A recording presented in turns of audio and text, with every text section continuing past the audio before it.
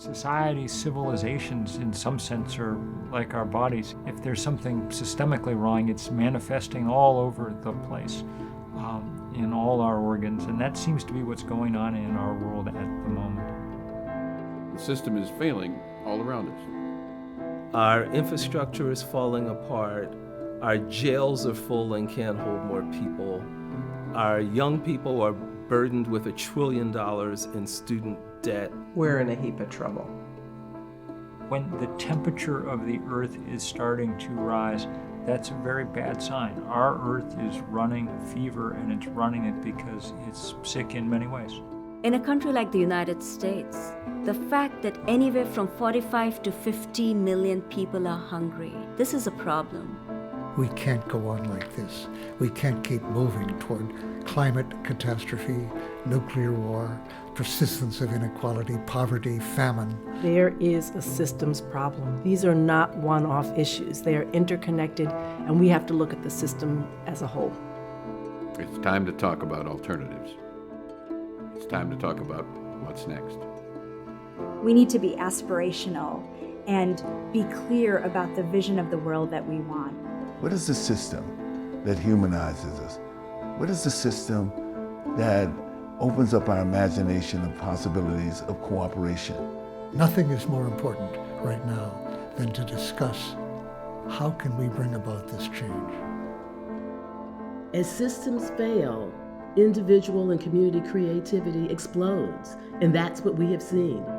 People in this country are solving the problems themselves. They're coming up with new models and strategies, and within those models and strategies are the kernels of a systemic way to move forward. Land trusts, cooperatively owned businesses, sustainable energy, state-owned banks, urban gardening, urban farming. These small successes taken together are a proof of concept that this can happen on a larger scale.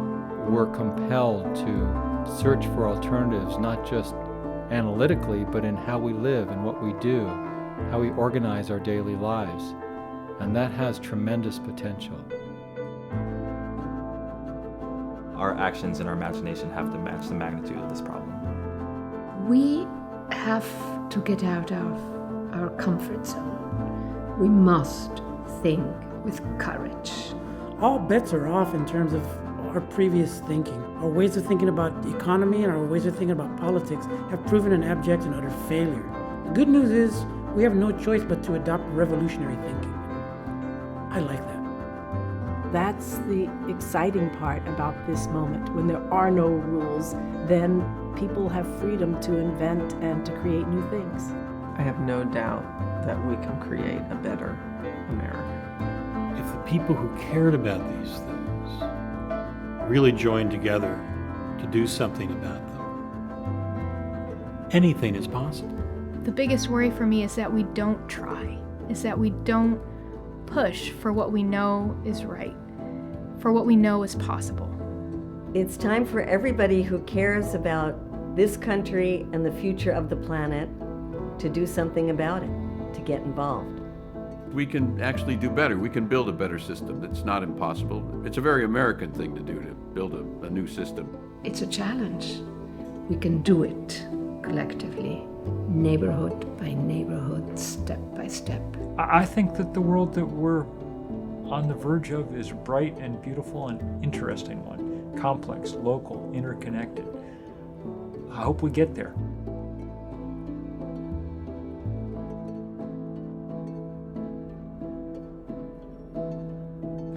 It's time to talk about what's next.